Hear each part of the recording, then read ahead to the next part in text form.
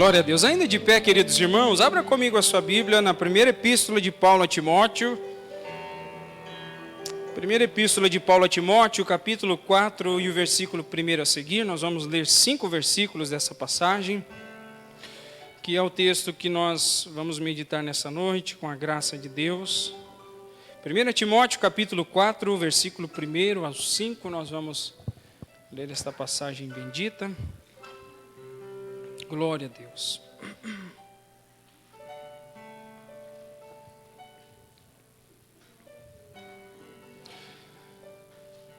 Todos acharam, irmãos? Amém?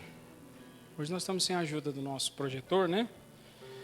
Mas você que tem a Bíblia, leia comigo. Você que não tem, acompanhe a leitura, né, atentamente, que diz assim: Ora, o Espírito afirma expressamente que nos últimos tempos alguns apostatarão da fé, por obedecerem a espíritos enganadores e a ensinos de demônios, pela hipocrisia dos que falam mentiras e que têm cauterizada a própria consciência, que proíbem o casamento e exigem abstinência de alimentos que Deus criou para serem recebidos com ações de graças pelos fiéis e por quantos conhecem plenamente a verdade. Pois tudo que Deus criou é bom, e recebido com ações de graças, nada é recusável, porque pela palavra de Deus e pela oração é santificado. Amém? Permaneça de pé, nós vamos orar pedindo a graça de Deus. Pai, mais uma vez em oração, nós estamos reunidos diante de Ti, clamando por Tua graça sobre nós, Senhor. Nós iremos meditar, Senhor, nesta palavra, Pai, que continua sendo e sempre será para nós o alimento bom, Senhor, o alimento saudável, o alimento que produz crescimento, o alimento que transforma, Senhor, as nossas vidas. E é diante desta palavra que nós estamos neste momento clamando, Senhor, da Tua graça sobre nós, para que o Senhor nos faça ouvir as Tuas palavras, Senhor, e que estas palavras possam, Senhor, se tornar, Senhor, poder do Espírito em nosso coração, para que vivamos também esta realidade, Senhor. Tem misericórdia de nós e concede-nos esta graça. É a nossa oração em nome do Senhor Jesus. Amém, queridos? Pode tomar assento, por gentileza. Queridos irmãos, o tema da mensagem desta noite é vencendo a apostasia, né? E como nós estamos na gravação, também quero cumprimentar aqueles que irão ver esta mensagem depois nas nossas redes sociais. Vencendo a apostasia é a mensagem desta noite que eu gostaria de compartilhar com os irmãos. Eu tenho dito aos irmãos aqui por várias vezes que repousa no coração de todos nós que pastoreamos a igreja do Senhor Jesus Cristo, de nós que somos obreiros na casa de Deus, de nós que Deus incumbiu o cuidado e o zelo pelo povo de Deus. Repousa sobre os nossos corações uma grande preocupação, se assim eu posso dizer. Uma preocupação em como anda a alimentação espiritual do povo de Deus. Eu acredito que a pandemia, ela revelou uma necessidade que a igreja possuía e que até então a sua grande maioria não havia atentado para isso. A pandemia trouxe a realidade de que nós precisamos rever alguns conceitos sobre a nossa opinião quanto à utilização de redes sociais.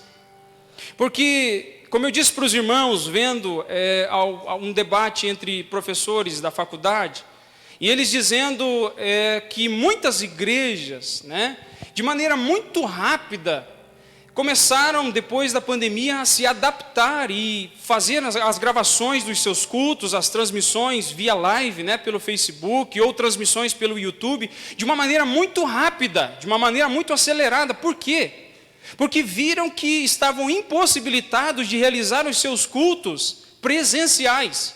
E então tiveram que se mexer, né, se organizar. E nós fazemos parte desse grupo, né, porque nós até então não tínhamos esse tipo de tecnologia sendo utilizada dentro da igreja. A grande questão é que esse meio de comunicação já era utilizado. E agora passou a ser utilizado ainda mais. E dentro do coração das lideranças repousa uma preocupação. Em que sentido? O que será que as ovelhas de Deus, o que será o que o povo de Deus está digerindo, comendo, se alimentando nas redes sociais? E eu me preocupo muito com isso, irmãos, me preocupo muito, porque a internet é um campo sem lei, né? Onde todo mundo fala o que quer e diz o que quer.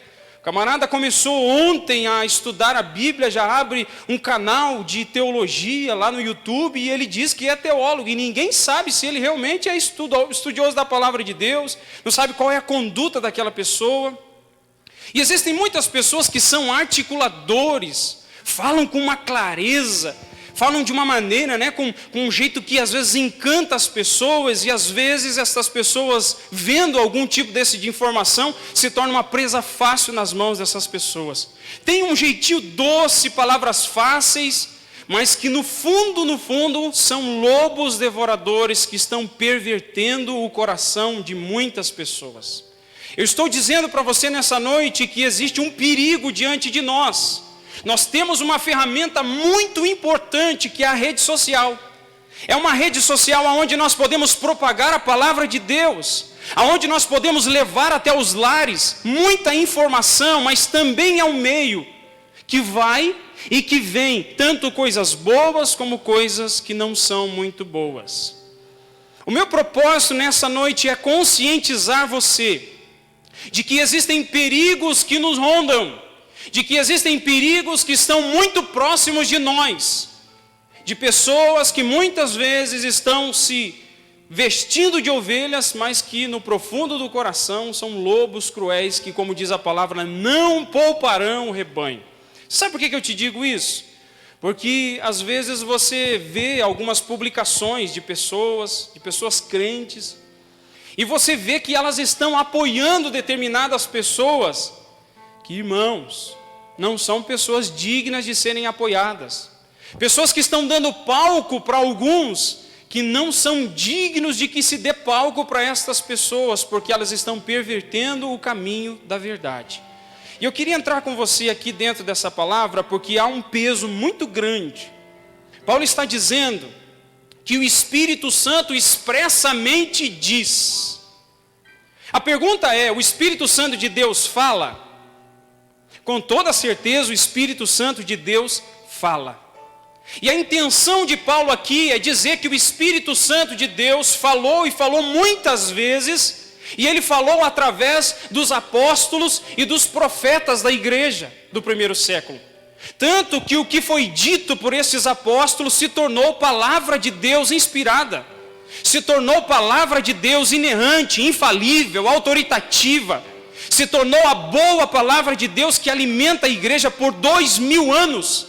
E quando você lê o Novo Testamento, você se depara com a preocupação dos apóstolos, dizendo: cuidado, porque depois que nós partirmos, depois que nós formos embora, depois que os nossos dias se findarem aqui, vão se levantar falsos líderes, que vão se parecer conosco, mas que no profundo do coração são perversores da verdade, são transgressores dos mandamentos de Deus, são pessoas que por fora parecem estar comprometidos com alguma coisa, mas o coração nem sequer possui comunhão com Deus. Paulo, juntando os discípulos, os líderes da igreja de Éfeso, na cidade de Mileto, em Atos capítulo 20, ele chamou a liderança daquela igreja de Éfeso, e ele vai advertir aquela igreja e vai dizer para eles: vocês sabem e fiquem cientes disso, que depois da minha partida vão se introduzir no meio de vocês lobos cruéis que não pouparão o rebanho. E Paulo diz para eles que eles devem resistir a isso fortemente, para que essas mentiras não venham perverter o coração do povo de Deus. O Espírito Santo de Deus expressamente diz, e é isso que Paulo está nos dizendo. O Espírito Santo falou através dos apóstolos, e o Espírito Santo de Deus continua falando através dos homens de Deus, que Deus levantou neste Brasil, de pastores, obreiros, homens fiéis que vivem a verdade da palavra e têm comprometimento com a igreja de Deus. Não é gente que está procurando popularidade. Não é gente que quer contar com os likes de todo mundo. É gente que muitas vezes vai ter que subir sobre um púlpito como esse. Homens que são fiéis à palavra de Deus e vão pregar a palavra de Deus. Que vão dizer aquilo que Deus diz. Que vão falar aquilo que Deus precisa que seja dito à sua igreja e ao seu povo. E eu quero dizer uma coisa para você, porque Paulo vai dizer que o Espírito Santo afirma expressamente que nos últimos dias, e aqui eu tenho um ponto importante. Tem pessoas que nesse momento de pandemia, elas se alvoroçam e elas começam a dizer assim: nós estamos vivendo os últimos dias. Você já ouviu isso? Tem bastante gente que diz isso, né?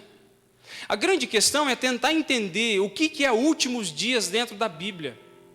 A Bíblia vai nos dizer que os últimos dias, eles começaram na primeira vinda do Senhor Jesus Cristo.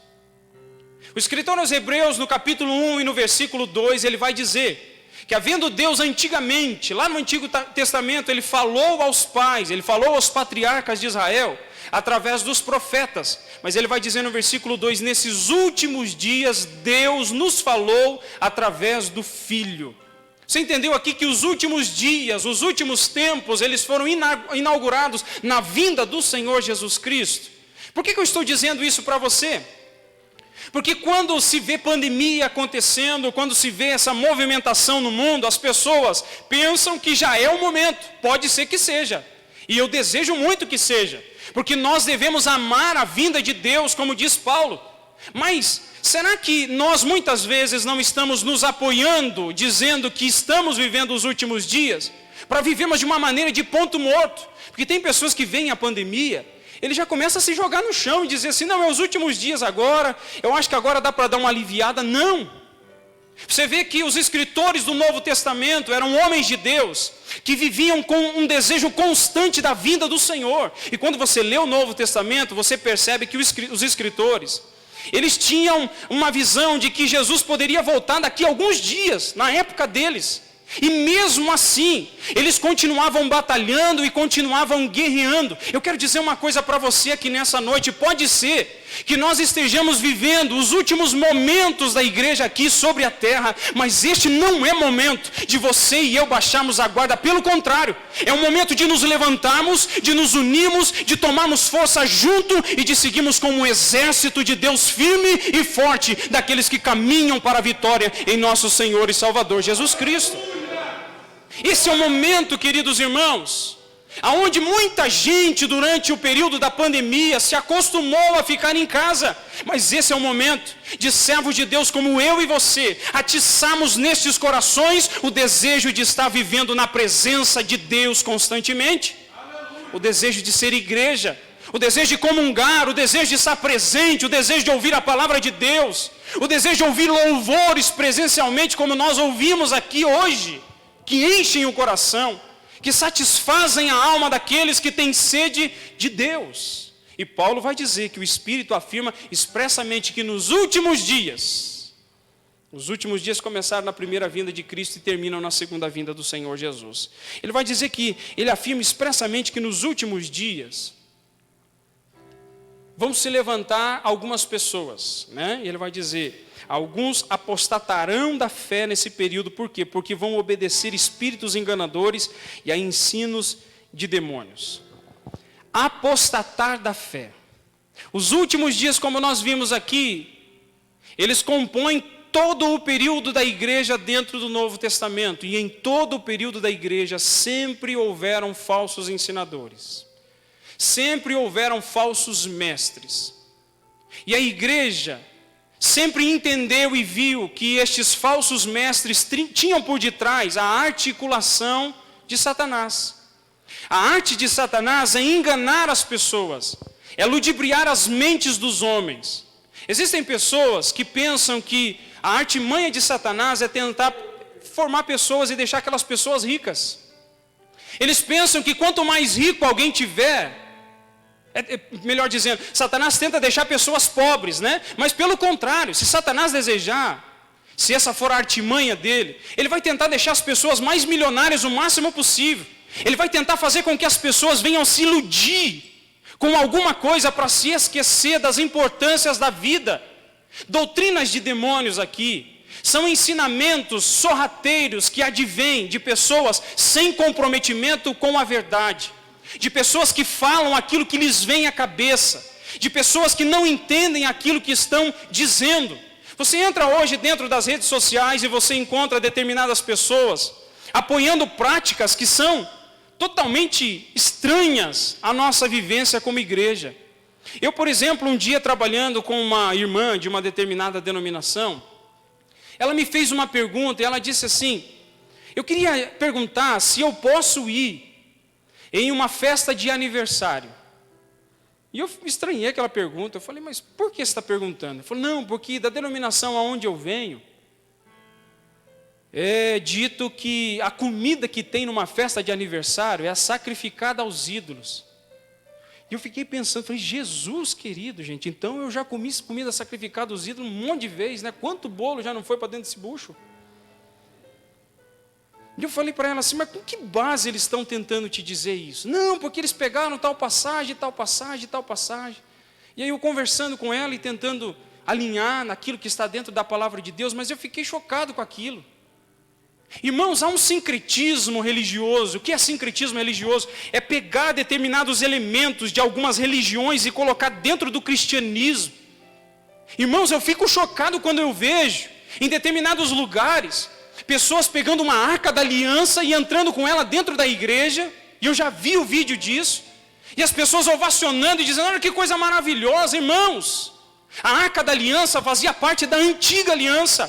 A nova aliança, quem representa a arca da aliança é o nosso Senhor Jesus Cristo. E eu vou mais além aqui.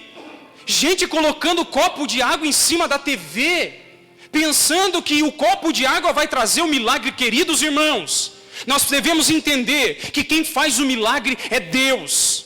Nós não devemos pegar objetos. Daqui a pouco nós estamos voltando a um culto falso a Deus e tentando cultuar baseado em algum objeto. Deus não pode ser representado por nada neste mundo. Ou a nossa fé está unida na pessoa do nosso Deus, ou a nossa fé não é genuína. Ele vai dizer, não faça para ti imagem de escultura, e não se prostre diante dela, não use objetos para mediar a tua fé. Você é um sacerdote de Deus, você tem acesso à presença de Deus. A minha oração não é mais poderosa do que a tua oração é de alguém que é filho de Deus, e que se chega diante do Pai, o Pai ouve a tua oração, e Ele responde a tua oração. Eu sei que tem irmãos que chamam a gente e falam, vem orar pastor, e nós vamos com o maior prazer. Mas eu não sou uma casta melhor do que você. Eu sou um servo de Deus e sou um filho de Deus. E sou assim como você, um sacerdote de Deus. Sacerdócio universal da igreja. O que é isso? Nós temos acesso direto à presença de Deus. É por isso que eu te digo, está passando por sofrimento e por dificuldade, está passando por angústia, dobre o teu joelho. Há um canal de Deus aberto sempre para ouvir a tua oração. Não importa onde você esteja, está no trânsito, está no banheiro, está caminhando na rua, está no supermercado, está passando por alguma dificuldade, ou se estiver passando por alguma alegria, abra os teus olhos, abra a tua boca, fale com Deus e Deus ouve a tua oração. É isso que nós devemos ter no nosso coração. Por quê? Porque existem doutrinas de demônios. Existem ensinamentos falsos, existem ensinamentos perversos, existem ensinamentos sorrateiros. Esses dias atrás um dos irmãos, um conhecido, pegou e mostrou um vídeo de um suposto ensinador. O camarada estava dizendo que o Jesus da Bíblia era diferente do Jesus de Nazaré. Eu falei, gente, como é que o camarada consegue fundamentar alguma coisa desse tipo? Como é que alguém consegue formular alguma coisa desse tipo? Algumas outras seitas tentam levar em consideração e dizendo assim, que Jesus era só um homem. Ou outros tentam dizer que Jesus era um homem que virou Deus. Mas parece uma aberração, parece coisa de desenho, um avatar. Está evoluindo, está progredindo para alguma coisa. Por isso que eu estou dizendo para você, Você e eu precisamos nos alimentar dessa palavra. É por isso que a pregação da palavra para nós é muito caro. É por isso que a pregação da palavra é algo que nós não podemos abandonar. É por isso que o ensinamento das Escrituras vai fundamentar o teu coração. Para que quando alguém bater na porta da tua casa, tentando levar engano na tua vida, trazendo engano na tua família, você se levante com a verdade da palavra de Deus e repreenda aquilo, para que aquilo não traga morte espiritual e apostasia para você e para a tua família. E nós temos Paulo nos exortando e dizendo que esses ensinos de demônios são sugestões malignas na mente de pessoas. E ele diz que essas pessoas são hipócritas, mentirosas e elas têm a mente cauterizada. Aqueles que, de maneira consciente ou inconscientemente, nutrem no seu pensamento determinados tipos de pensamentos contrários. Irmãos, eu vou entrar aqui num momento aqui muito particular conosco. Existem pessoas que baseiam a sua vida de justificação e de santidade, baseando-se em coisas que a Bíblia não diz. A palavra vai nos dizer que a nossa justificação e o perdão dos nossos pecados, ela é concedida mediante a fé em nosso Senhor Jesus Cristo. Uma frase que nós devemos entender, ela não está na Bíblia, mas ela reflete a realidade bíblica. É que nós não praticamos boas obras para ser salvos, mas que nós somos salvos para praticar boas obras. O que isso significa? Que você é salvo não baseado naquilo que você faz, mas você é salvo baseado naquilo que Jesus Cristo fez por você. E a tua fé neste sacrifício vivo de Cristo, que morreu na cruz pelos teus pecados, a tua fé nesse Jesus Cristo que morreu na cruz e ressuscitou, você sabe o que a Bíblia diz? Que isso perdoa os teus pecados e justifica você diante de Deus. Mas uma vez que nós fomos salvos, agora nós devemos andar numa vida de boas obras. Mas eu quero dizer uma coisa para você, não inverta isso. O que nós vemos de pessoas introduzindo determinados pensamentos, determinados costumes, como se eles fossem salvíficos, como se eles fossem santificador. Pessoas que querem transformar por fora as pessoas, mas aquelas pessoas não foram transformadas por dentro. Pessoas que não tiveram um encontro com Deus não podem ser transformadas por fora, mas pessoas que tiveram um encontro com Deus, que tiveram o coração transformado, visivelmente veremos através da vida delas, da prática delas, do testemunho delas, que Deus está na vida dela. Eu conversando com um colega de trabalho, que ele está bem curioso a respeito da fé, e eu percebi que ele estava caminhando de uma maneira que parecia que ele queria se autorreformar, Ele, como as pessoas geralmente do mundo, ele falava alguns palavrões, e às vezes eu dava uma tirada nele assim, porque ele via que eu não estava muito feliz e muito contente com aquilo que ele estava dizendo, E um dia ele perguntou assim, o que a Bíblia diz a respeito do palavrão? Eu falei para ele, olha, a Bíblia diz, em Efésios capítulo 4 e capítulo 5, que a nossa boca deve ser para promover palavras de edificação. Efésios nos diz que na nossa boca não pode sair palavras torpes, que não deve haver chocarrices, brincadeiras grosseiras. Eu disse para ele, pode pegar o que eu estou dizendo para você. Geralmente os palavrões que as pessoas se utilizam, elas têm conotação obscena. Elas sempre levam uma intenção impura de alguma coisa. E ele parou para pensar, ele falou assim, realmente. Eu falei, é por isso que nós nos abstemos disso, porque a nossa boca, como cristãos, deve ser para promover as coisas que edificam. E eu percebi que ele pegou aquilo, e ele ficou tentando sabe quando a pessoa tenta personalizar a vida, dizer assim, não, a partir de agora eu vou parar de falar coisa feia, porque isso não é legal. Eu percebi que ele estava tentando se reformar por fora. E um dia, conversando com ele, eu disse para ele, falei assim, colega, a intenção do cristianismo não é reformar as pessoas para o lado de fora. Deus não quer fazer uma lanternagem nas pessoas. Você sabe o que é lanternagem? Você vai com o teu carrinho, está descendo ali na rua da tua casa e você sofre um acidente, bateu o carro. Aí você leva o teu carro lá no latoeiro, o latoeiro enche o teu carro de massa, arruma aquele negócio, Até o irmão Maico, aconteceu com o carro dele, o camarada encheu de massa em cima do capô, ficou bonitinho quando comprou, o sol começou a bater, começou a sair toda aquela casca. É assim que acontece com pessoas que procuram fazer autorreforma. Entenda isso que eu estou dizendo. O Evangelho não ensina autorreforma. Na figura que eu estou dizendo para você, o que o Evangelho faz é pegar aquele homem velho e levar ele na cruz. E ali na cruz ele morre com Cristo. E o que vem agora não é mais aquela pessoa velha, é uma nova criatura em Cristo Jesus. Nós não temos que querer reformar as pessoas. Nós devemos levar essas pessoas a conhecer a Cristo e a ter uma nova vida. Nicodemos, em João capítulo 3, quando vai diante de Jesus, e ele está duvidoso, dizendo: Senhor, o Senhor realmente é enviado de Deus, porque ninguém pode fazer o que o Senhor faz se não tiver sido enviado por Deus. E Jesus vai dizer para ele assim: importa nascer de novo. E ele diz assim: mas como é que acontece isso? Será que eu vou voltar para a barriga da minha mãe e vou nascer de novo? Jesus disse: não. Você tem que nascer do alto. Você tem que nascer do Espírito. Você tem que nascer de Deus. Você precisa nascer de novo. É isso que nós devemos anunciar a estas pessoas. É por isso que muita gente, esses apóstolos, estão tentando reformar as pessoas do lado de fora. Deus quer algo radical. É uma vida nova. É ir até Deus e dizer: Senhor, me conforma com a cruz de Cristo e me faz uma nova criatura. É por isso que Paulo diz em 2 Coríntios capítulo 5, versículo 17: se alguém está em Cristo, é uma nova criatura. É isso que nós precisamos ser. Não tente reformar as pessoas, não siga os ensinamentos falsos.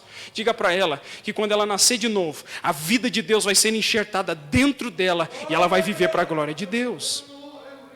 Paulo vai nos dizer que os métodos desses hipócritas, desses falsos ensinadores, que têm a mente cauterizada, essas pessoas que apostataram. A apostasia é um retorno drástico de um caminho, né? Por exemplo, você pega o teu carro aqui, você está indo lá sentido Curitiba, você pega e retorna drasticamente e muda o teu curso. A apostasia é isso, é alguém que está indo em um caminho e muda drasticamente o caminho que está fazendo. Esses são os apóstatas. E ele vai dizer que eles dão algumas diretrizes aqui de qual era o ensinamento deles. Você vê que ele diz no versículo 3, que esses homens enganadores, eles proíbem o casamento e exigem a abstinência de alimentos que Deus criou para serem recebidos. Você sabe que tem alguns movimentos que acreditam que a abstinência do casamento promove santificação. Você sabe que alguns grupos religiosos fizeram com que os seus líderes não se casassem, entendendo que se eles não se casassem, eles seriam mais santos. O grande problema é que a Bíblia nos ensina que o casamento é uma instituição sagrada por Deus. Foi constituída por Deus, foi estabelecida por Deus. De tal maneira que dentro do casamento, a vivência de um homem e de uma mulher deve refletir o relacionamento de Cristo com a sua igreja, o relacionamento do pai com o seu filho. O casamento deve refletir a realidade de intimidade, de cumplicidade, de companheirismo. De tal maneira que dentro do relacionamento conjugal, a relação sexual de um homem e de uma mulher é mandamento de Deus. Eu gosto da palavra do pastor Hernandes Dias Lopes nesse sentido, onde ele diz que sexo antes do casamento é fornicação. Sexo fora do casamento é adultério, mas sexo dentro do casamento é mandamento de Deus. Esses líderes estavam dizendo que para uma pessoa ser santa, ela não poderia se casar. Ela deveria se manter longe de outra pessoa, de casamento. Ela deveria manter um voto de castidade. E aqui é interessante, e quem sabe deixa até alguns jovens solteiros tristes. Deus levanta pessoas para viver uma vida de celibato, de não se casar. E tem hora que, dizer isso para alguns jovens fica murcho, né? Não, mas que isso aí, tem que casar. Não, se você quer casar, casa, na hora certa, no momento certo. O celibato é para algumas pessoas, mas esses falsos ensinadores estavam dizendo que o celibato era para todo mundo, que todo mundo tinha que se abster do casamento. A pergunta que eu faço é a seguinte: se todo mundo se abster de casar, o que vai acontecer no mundo? Daqui a pouco não tem mais ninguém, né? Não sobrevive mais ninguém, né? Porque não tem reprodução e a prole não se desenvolve, você não tem pessoas sobre o mundo. Eles estavam dizendo que deveriam se abster de determinados alimentos, não coma isso. E ainda tem até o dia de hoje, né? Tem gente que diz que não pode comer carne de porco, porque Moisés falou. Moisés falou para quem, irmãos? Moisés falou para o povo judeu, que vivia debaixo da teocracia de Deus. Eles tinham um regime de alimentação que era restrito àquele povo. Há quem divida a lei do Antigo Testamento em 3 formas. Você tinha a lei civil, você tinha a lei cerimonial e você tinha a lei moral. Na lei cerimonial haviam alimentos que Deus pediu ao povo que não se alimentasse dele. Mas você vem para dentro do Novo Testamento e Paulo vai esclarecer que tudo aquilo que Deus criou é bom. Paulo está dizendo para a igreja que se você recebe aquilo com ações de graça, você está louvando e glorificando a Deus. Você sabe que tem gente que não come uma carne de porco, né? Uma bistequinha, né, irmão Tubinho? Puxa vida, né? Será que é pecado se alimentar com isso? Paulo está dizendo que todas as coisas que Deus criou é boa e nós devemos utilizar dela de maneira legítima. Aleluia. Queridos irmãos, o que nós precisamos entender aqui, primeiramente, que existe um antídoto contra toda mentira e todo engano. Se existem pessoas que se levantam para poder perverter a mente dos homens, tentando perverter a mente até mesmo de cristãos, de pessoas que estão caminhando na fé e às vezes são leigas na palavra de Deus, tome cuidado. Nós estamos aqui para te ajudar a te esclarecer a tua mente. Cuidado com as pessoas que você segue na tua rede social. Cuidado dos canais do YouTube que você se inscreve, as páginas do Facebook que você se colia com ela. Cuidado. Cuidado com as coisas que você compartilha, cuidado com aquilo que você se alimenta. Muitos desses fazem videozinhos curtos, para que você tenha paciência. Por exemplo, às vezes se o pastor Eliel mandar um vídeo de 10 minutos para você, quantos aqui vão ver o vídeo? Não levanta a mão, não se entrega não, tá? Mas às vezes eles são sorrateiros, esses homens, eles vão fazer um videozinho de 2 minutinhos, 1 minutinho e meio, e naquilo ali, eles estão inserindo heresias de perdição para corromper o teu coração. Você sabe por que nós estamos sobre este púlpito? Porque Deus nos incumbiu de pregar a palavra da verdade para você. Você sabe por que nós perseveramos ainda anunciando a palavra de Deus? Porque durante 2000 anos a igreja do Senhor Jesus Cristo sempre teve homens de Deus comprometidos com Ele, que continuaram ensinando o povo do Senhor, para que no meio das ovelhas de Deus não haja apostasia, não hajam pessoas que estejam nutrindo falsos ensinamentos no seu coração, para que pessoas que fazem parte da igreja de Deus sejam fortalecidas debaixo da graça de nosso Senhor e Salvador Jesus Cristo. Paulo vai nos dar, pelo menos, 2 ensinamentos que ele vai nos dizer. Tudo o que Deus criou é bom. Tudo o que Deus criou é bom. Vamos tentar quebrar aqui um certo paradigma que existe na mente das pessoas, porque as pessoas acreditam que Satanás cria algumas coisas. E nós precisamos desfazer essa ideia, porque Satanás não cria nada, ele não é criador, Deus é criador. O que Satanás faz é tentar perverter aquilo que Deus criou. O que ele tenta fazer é distorcer a perfeição da criação de Deus, fazendo com que as pessoas se distraiam com as coisas que Deus criou e não glorifiquem a Deus. O propósito de Deus é que quando nós olhamos para a criação dele, nós possamos render graças a ele pela beleza. Eu tive uma oportunidade um dia, nas minhas férias, há uns anos atrás, de ir lá no litoral, e no final de tarde, quando eu estava andando com a minha família perto do mar, eu olhei no horizonte e eu vi o sol descendo ali, e parecia que o sol estava entrando dentro do mar, né? Você olha lá no horizonte, aquela visão tão bonita e tão maravilhosa. Queridos, naquele momento o meu coração se encheu de tanta alegria, e a única coisa que eu consegui fazer naquele momento é levantar as minhas mãos e glorificar a Deus, porque tudo aquilo que os meus olhos estavam contemplando é graças ao poder, à sabedoria do meu grande Deus e Criador de todas as coisas. Existem muitas coisas que são boas e que Deus criou. Você já viu a água quando você está com sede? Você já percebeu que não existe nada que mata a sede igual a água? Você pega aquele copo de Coca-Cola gelada. É bom quando está com sede, não é? Mas daí você tem que tomar 2 copos de água, um por causa da sede e o outro por causa da coca. Tem que ser água. Você já viu quando você está com fome? Alguém fala para você assim, né? Até teve um irmão, né, conhecido, eles foram fazer alguns dias de oração no monte, e quando ele voltou, o irmão falou assim, ó, irmão, vamos ter um cuidado aqui, né? A gente está chegando de jejum, ficamos uns dias jejuando, e aí a minha esposa vai preparar um miojinho para nós, né? E ele falou assim, não, varão, tem que ser o brutão. Ele estava querendo dizer assim que só o miojinho não ia saciar ele, né? Quando você está com fome, não adianta vir com uma bolacha. Tem que ser um arrozinho com feijão e quem sabe um ovinho. E quando você está comendo aquilo, você já percebeu que traz satisfação ao teu coração? Foi o teu Deus que criou todas estas coisas.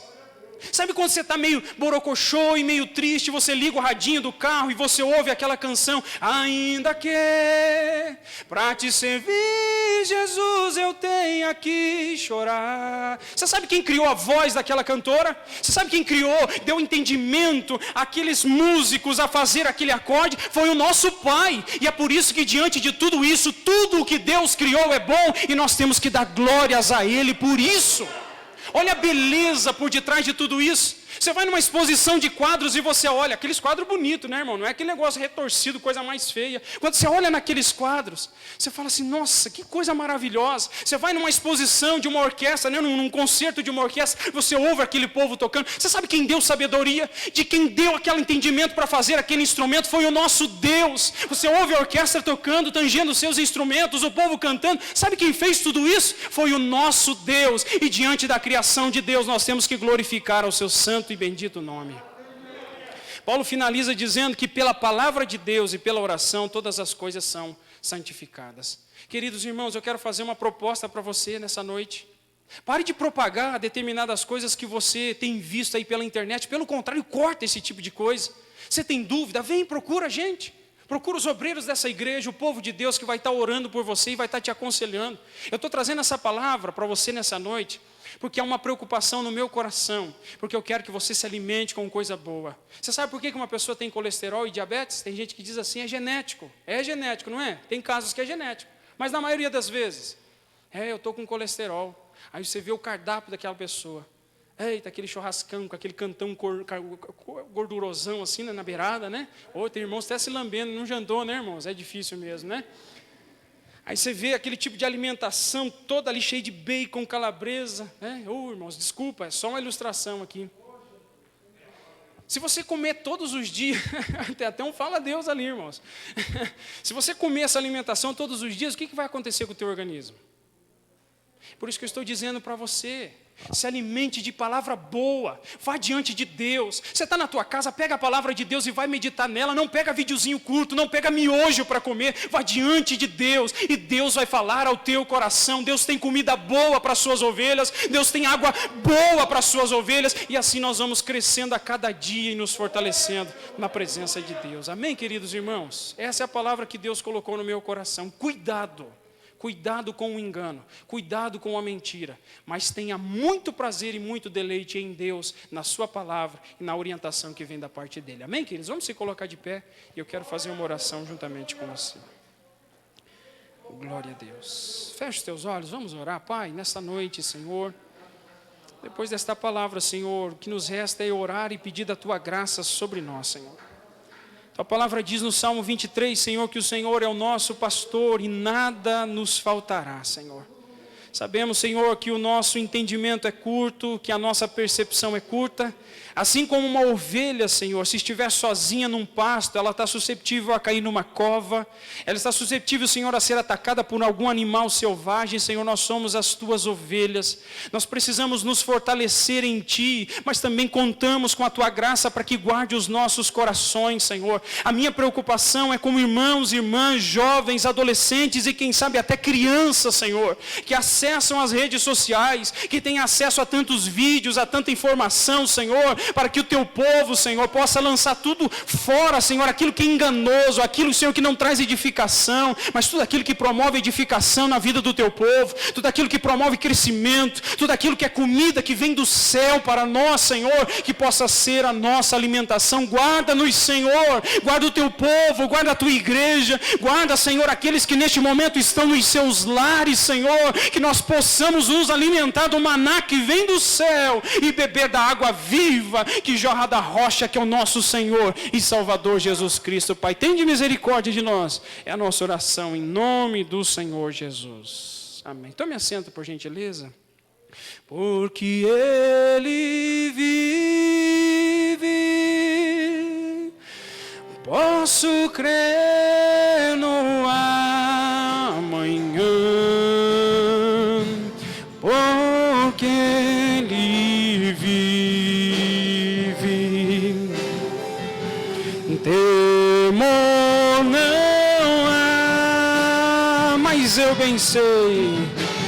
Mas eu bem sei, eu sei que a minha vida está nas mãos de meu Jesus, que vivo está.